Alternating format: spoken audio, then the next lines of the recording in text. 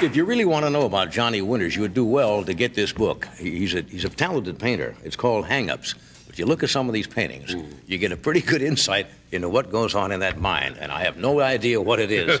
He's a funny, funny man. Anyway, the book is out now. It's available. It's called Hang-Ups, and here is Jonathan Winters.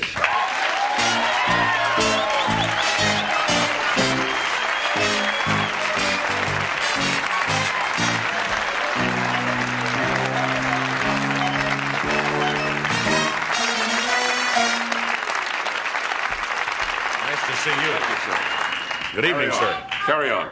Yes, I love you. Take your clothes off and come down here, young man. That's a good rejoinder. That's not one of the paintings, by the way. That'll take care of him. It's awful hard to get people to pose in the nude. I was looking at this. You got some. The elderly will never pose. You don't see an elderly woman, in one of those magazines. I just got It's interesting, a woman 75, shriveled, Nothing. Hey, I'm not against people. I'm getting shriveled myself, especially there. I'm looking for one. What are you looking for? I'm just looking for one. Take your time. You won't be graded until well after 8. Pencils down. Time's up. You people with the blue book. I can't find it now. It was the first and last day of spring. Oh, yes, that's here. Here, let me help Where is that? I just happened to see that. Do you know where that is? I know the book. It's right on the cover. Look at it. Oh, here. That's it. The first and last day of spring. First and last day of spring. One woman asked me about these little black things. She said, "Are they licorice?" And I said, "Yeah, and they really stick to the town." But it's without, bodies flying in the air and everything. It does tell you these obviously are little trees. I say obviously. A lot of people, to me, it's obvious they're little trees. I painted them. And this is a little village, and then the bombs dropping. It's the first last day. A little comment. Yes, it is. It can't happen, Well, let's hope not. Might not be in the spring. Might be late September. Yeah. I'm not big on predictions. Are you? No. No. You didn't get into art by entering one of those little matchbook ads. They're still out, Could draw the pirate, or have you seen those? Famous art school, you can draw. Yes, I have seen. And you draw the parrot or a little pirate, and you send it in. I did a combination and was still turned down. I did. You mean they turned somebody down? Oh, sure. I did the parrot, apparently on the wrong shoulder of the pirate, and then I did the pirate eating the parrot. And the guy sent me a heavy-duty letter. He said, obviously, you got big problems. Of course, I was writing from the place. Yeah. The farm, huh? Yeah, I was away at the time. Where did you took art courses? Oh, yes, I believe in school. I had a tough time in the regular school. When did trouble start? How old were you when trouble started? Oh, I would say kindergarten was a problem. Kindergarten was a problem for me. I remember trying to make a clay rabbit and had all day. Usually you should be able to make one before lunch. And I just like this, and Mrs. McCauley came over. How are we doing? And I always bugged me. And I was a little kid then. I had no brothers or sisters. And I didn't have, nearly as much weight. Problem, I was a rather attractive kid, as a matter of fact. At recess, I got lucky, but at any rate, when teachers say, and a lot of people say, how are we doing? What does this mean? Why can't you say, how are you doing? But they say that in hospitals. How are we today? Not good. See him? He doesn't like you. So Mrs. McCauley was giving you trouble already. So Mrs. McCauley, she said, there's no reason for you to continue on in the first grade if you can't make a bunny. Oh. But I fooled her. I was kind of a papier-mâché intellectual. I went around her, skipped the first grade entirely, committed myself to the attic, and stayed there.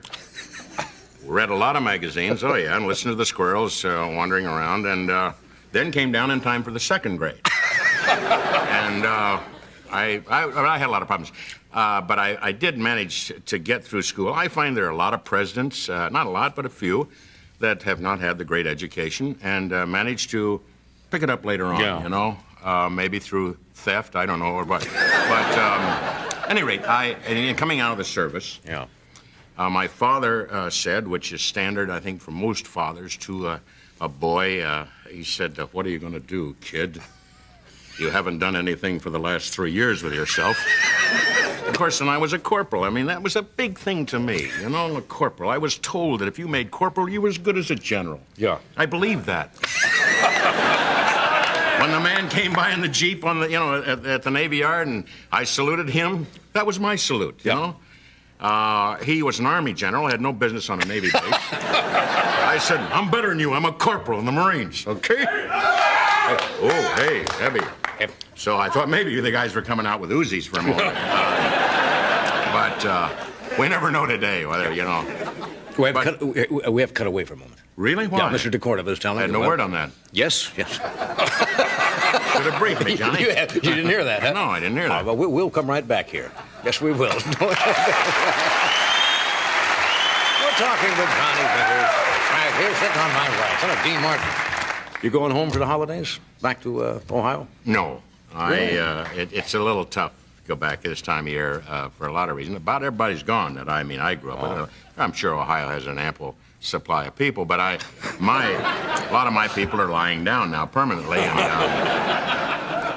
so I think that's my chief reason for not going. I got one cousin left, and he's a little tight with the turkey, and you know, you ask him for a little more, dark or white, and it's a lot of that. I'm tired of that gesture, by the way.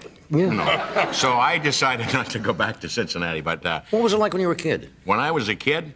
Well, I was partially electrocuted by a Lionel train. I was at fault. I'm not blaming Lionel. I'm sure some guy from Lionel is sitting up. What did he say about our train coming? No, it was my fault.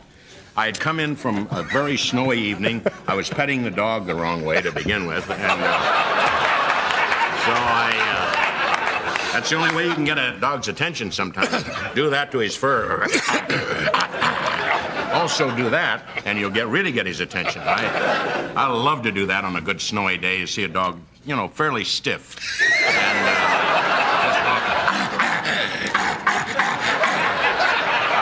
And only do it to a small dog, because if it's got a good-sized head on him, he'll eat you alive. Yeah. But anyway, I'd come in, and I had high tops. Remember high tops? Sure. You remember that? Yeah.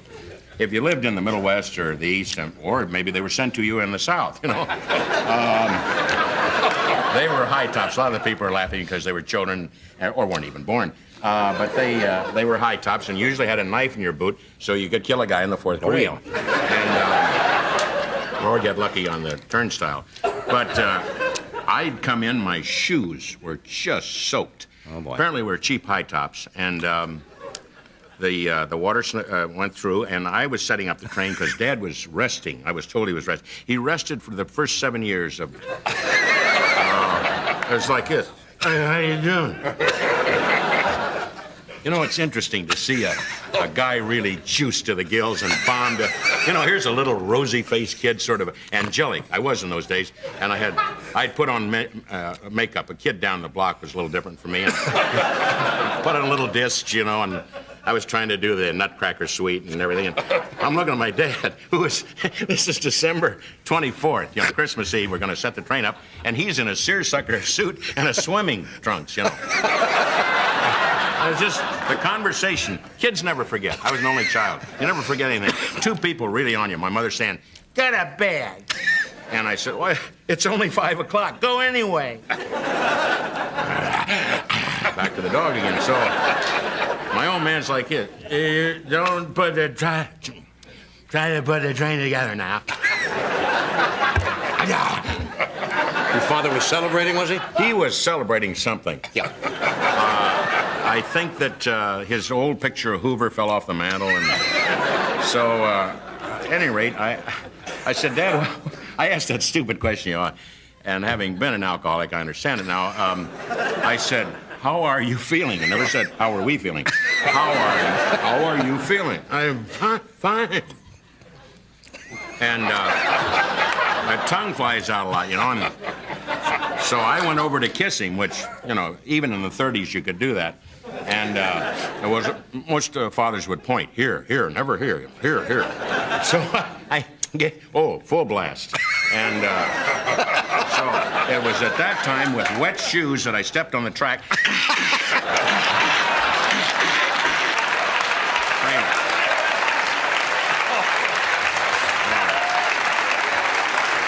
It sounds like a lot of fun. Sounds like a warm Christmas day. And I asked a foolish thing. It was in the coming out of the Depression. You remember that? Oh yeah, about the same age. And we were not wealthy. We were wealthy, but it was taken in about an hour. And instantly went to wood toys. So things like broomsticks, you know, with carved faces on them. So stockings were filled full of just walnuts, and that's a bummer, gang, you know. A stocking full of walnuts? Oh, another one. Tell them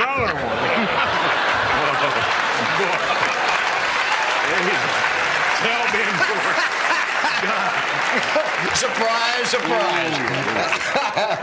Not even an orange, huh? Just another walnut. And there's something about opening up what you think are either wonderful bunny slippers, you know, sheepskin lined, or some new Florsheim. And it was the most terrible. I don't know what it was this day. It was something that had been hit in the road coming back. And, yeah. Merry Christmas. And this thing's like it. All these wonderful memories of a warm family Christmas. I'm dreaming. We'll be right back after this. Stay where you are.